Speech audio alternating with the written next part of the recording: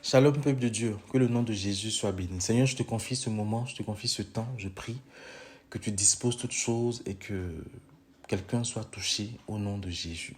Amen. Voilà, j'espère que vous allez bien, j'espère que le message de la repentance a pu parler à quelqu'un. Donc aujourd'hui, nous allons voir la foi qui est le deuxième élément dont l'auteur de l'Épître aux Hébreux parle, en Hébreux 6. Donc, on va s'attarder dessus. Il faut comprendre qu'il n'y a pas de vie chrétienne possible sans repentance. Il n'y a pas de vie chrétienne possible sans changement de vie. Voilà. Donc, je ne suis pas allé plus loin. Voilà, j'ai juste voulu qu'on comprenne ce que c'est la repentance en gros. Voilà, c'est un changement une décision de changer de vie, c'est un changement de vie, c'est une décision d'avoir Jésus pour Seigneur Sauveur personnel en regrettant amèrement tout ce qu'on a fait de mal jusque-là et en décidant de changer de voie. Hein? Donc, c'est ce qu'on a expliqué un peu la semaine dernière. Aujourd'hui, j'aimerais parler de la foi. En lisant Hébreux 11.1, on peut voir un peu la définition de la foi. La ferme assurance des choses qu'on espère, une démonstration de celles qu'on ne voit pas. La foi est la ferme, la pleine conviction que ce que Dieu dit, ce que Dieu promet, il peut l'accomplir. La foi consiste à avoir confiance en Dieu parce que Dieu est fidèle, il est bon et il agit toujours en conséquence. Et ça, il faut le comprendre. La Bible dit que la foi est produite en nous parce qu'on a entendu quelque chose. Et ce qu'on a entendu est venu de Dieu. La voix de Dieu en nous produit en nous la foi. Amen. Alors, la foi grandit en nous parce qu'on a entendu parler de Jésus et qu'on a été convaincu par le Saint-Esprit que Jésus est le Fils de Dieu, que Jésus est le chemin, la vérité et la vie, et que Jésus ne ment point, et que Jésus vient pour nous sauver. Donc tout ça, ça fait que notre foi prend racine, notre foi trouve son fondement en Jésus lui-même. Hébreux 11.6 nous dit que le point de départ de la foi, c'est le fait de s'approcher de Dieu et de croire en son existence et au fait qu'il récompense ceux qui le cherchent. C'est ce que Hébreux 11.6, c'est ça le point de départ de la foi. Et quand on lit Romains 10, le verset 17 et Matthieu 17, 19 à 21, on peut comprendre que certaines choses édifient et développent la foi. Et en tant qu'enfant de Dieu, ce sont ces choses-là qu'on doit pratiquer. Ce sont ces choses-là qu'on doit faire si on veut que notre foi grandisse, si on veut que notre foi soit édifiée, si on veut que notre foi continue d'être modélée selon ce que Dieu veut atteindre avec nous. Pour que notre foi grandisse, pour que notre foi soit édifiée, pour que notre foi soit développée, il faut qu'on écoute. Il faut qu'on aime écouter, il faut qu'on aime entendre la parole de Dieu. C'est elle qui va créer en nous cette foi-là, c'est elle qui va entretenir notre foi, c'est elle qui va développer notre foi, c'est elle qui va augmenter notre foi, la parole de Dieu. Il faut aimer lire la parole, il faut plonger son regard dans la parole.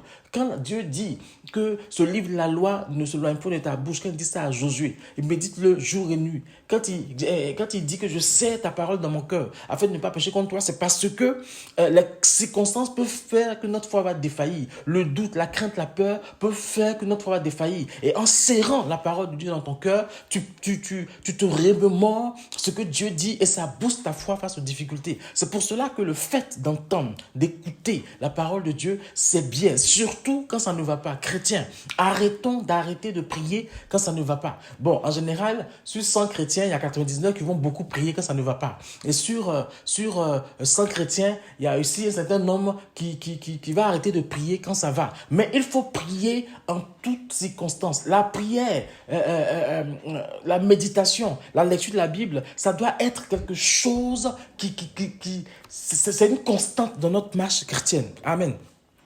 Et il faut pratiquer le jeûne, il faut pratiquer la prière. Il faut faire en sorte que le jeûne, la pratique du jeûne ne devienne pas un rituel. Parce que quelque chose qui devient un rituel peut perdre son essence. Mais il faut quand même avoir une vie de jeûne et une vie de prière. Amen. Il faut avoir une vie de jeûne, une vie de prière. Mais il faut beaucoup prier. La prière, c'est la respiration du chrétien. La prière, c'est la communication avec Dieu. La prière, c'est parler à Dieu. La prière, c'est se confier à Dieu. La prière, c'est parler aux éléments qui nous entourent. La prière, c'est parler à notre situation. Au nom de Jésus, il faut parler à Dieu. Il faut aimer prier. Il faut prier autant de fois qu'il est possible. possible. La Bible dit de prier sans cesse. Ça veut dire qu'une fois que tu as eu tes 30 minutes ou ton heure de prière, une fois que tu t'es levé à 3 heures du matin pour prier, il ne faut pas arrêter de prier dans la journée. Quand tu peux, tu pries. Dans ta voiture, tu pries. Quand tu marches, tu pries. Quand tu te laves, tu pries. Partout où tu es, il faut que tu parles à Dieu. Parce que le Saint-Esprit, il est avec toi. Il est là. Il demeure. Il est là. Et il faut que tu lui parles. Il faut que tu t'exprimes avec le Saint-Esprit. Il faut que tu écoutes le Saint-Esprit. Bien aimé, parfois, tu es dans ta voiture en train de conduire et tu parles à Dieu. Tu es saisi d'une telle présence que tu as envie de garer la voiture pour adorer. C'est pour ça qu'il faut qu'on prie. Il faut être sans cesse en communication avec Dieu. Il faut prier sans cesse. Il faut prier sans cesse. Faire des longues prières, faire des courtes prières, peu importe. Mais que l'Esprit de Dieu te pousse à prier. Il faut pratiquer la prière. Il faut de temps en temps, selon que cela t'est possible, en tenant compte de ton état de santé, tout ça, jeûner. Parce que le jeûne va affaiblir la chair. Ça va affaiblir la chair pour que l'esprit soit disposé. Chrétiens, pratiquez ces choses-là. Amen. Notre salut dépendra de la foi qu'on a en Jésus-Christ. Selon Jean 3,16 et selon Jean 6,47. Jean 6,40, pardon. Notre salut dépendra de cette foi-là qu'on a en Jésus-Christ. Ça ne dépendra pas de la foi que tu as en toi. Ça ne dépendra pas de la foi que tu mets en ce que tu fais. Non. Malheureusement, aujourd'hui, l'Église a tendance à dire crois en toi, crois en toi. Crois en toi de quoi? Non. Crois en Jésus-Christ. Crois en Jésus-Christ pour qu'il puisse développer ce qu'il a mis en toi, pour que tu puisses avancer. On t'a appris ces temps-ci à te mettre au centre. On t'a blagué, comme on dit, on t'a trompé. Ta foi doit être centrée sur Jésus-Christ. Amen. Il ne suffit pas de croire en l'existence de Dieu. Car la Bible dit que les démons aussi croient en son existence et ils tremblent, selon Jacques 2,19. Mais il faut accepter tout ce que Jésus est.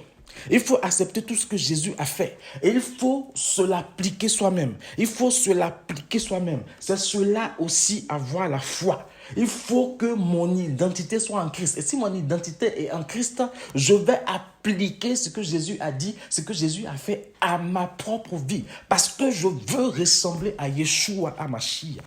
Alléluia. C'est ça aussi la foi. Jacques 2,17 nous dit, en fait Jacques 2,17 ne nous dit pas, Jacques 2,17 met une relation entre la foi et les œuvres. Jacques nous fait comprendre que notre foi en nous doit produire les œuvres. Notre foi en nous doit se manifester de façon concrète. On doit voir dans ta vie, dans ta marche, dans ce que tu fais, que tu es un homme de foi. Mais tu n'as pas n'importe quelle foi. Tu as la foi en Jésus-Christ. Ta foi est fondée sur le rocher des âges. Ta foi est fondée sur Yeshua. Ta foi est fondée sur celui-là même qui est le chemin, la vérité et la vie. Et si ta foi est fondée sur lui, dans ta vie de tous les jours, on doit voir le fruit. On doit voir les manifestations de cette foi-là. Oh, c'est pas que le pied qui pousse, hein. C'est pas que l'œil qui guérit. Non. La foi là dont on parle, la manifestation de ces œuvres-là, c'est aussi pouvoir tenir ferme dans le désert. C'est aussi pouvoir tenir ferme au jour de la tentation. C'est aussi pouvoir tenir ferme quand tout dandine, tout se chamboule autour de toi. C'est aussi pouvoir croire que celui qui t'a appelé ne te laissera pas tomber. C'est aussi croire que si le ciel doit se dérober sous tes pieds, si celui qui t'a appelé n'a pas dit que tu vas mourir, tu vas rester suspendu. C'est ça aussi la foi. C'est croire que si le ciel doit nous tomber dessus, celui qui t'a appelé, s'il n'a pas dit que c'est ton temps, tu ne mourras pas. C'est ça aussi avoir la foi. Parce que si c'est les miracles, faire pousser les pieds, tout, les autres aussi font ça. Les autres aussi font ça. Ils font ça en notre nom, mais ils le font aussi. La différence, c'est que nous produisons des fruits dignes de la repentance et nous produisons des fruits issus de notre foi. Alléluia, notre foi en Jésus-Christ. Jacques parle des actions que les non-croyants, les non-enfants de Dieu n'accomplissent pas. Pardon. Il parle par exemple d'Abraham qui a justifié sa foi par les œuvres de la foi. Amen. Il parle par exemple de Rahab, la prostituée, qui a justifié sa foi en cachant les espions venus des Juifs. Amen. Notre foi en Jésus doit être démontrée. Et notre foi doit montrer Jésus en toutes circonstances, en toutes situations. Celui qui nous voit marcher, celui qui nous voit vivre, celui qui nous voit respirer, doit comprendre qu'on a quelque chose que lui n'a pas. Ou il doit comprendre qu'on a quelqu'un en nous que lui aussi il a. C'est Jésus-Christ de Nazareth. Notre foi doit montrer cela. Amen. Selon 1 Jean 5, 4, Marc 11, 22, 24, avec la foi, nous avons la victoire sur le monde. Avec la foi, nous avons l'exaucement de nos prières. Avec la foi, nous avons une ferme assurance des choses qu'on espère. Tout cela n'est possible qu'avec la foi en Yeshua. Avec la foi en Yeshua. Amen. Le contraire de la foi, bien-aimé, c'est le doute. Le contraire de la foi, mon frère, ma soeur, c'est le manque de confiance en Dieu. Le contraire de la foi, c'est la peur. Je veux te dire quelque chose, mon frère, ma soeur. Quand tu rencontres une situation difficile dans ta vie, c'est que Dieu veut se glorifier. Quand tu rencontres une situation difficile dans ta vie, quand tu es fidèle à ce que Dieu dit et que tu rencontres une situation difficile dans ta vie, c'est que Dieu permet cela pour que ta foi grandisse encore. Parce qu'il veut se manifester, il veut te positionner, il veut valider ton identité. Que la foi en Jésus-Christ soit ton partage tous les jours. Que cette foi-là soit là, elle soit assise en toi au nom de Jésus. Soyez bénis et puis on se retrouve une autre fois pour la suite des éléments fondamentaux de notre marche en Jésus.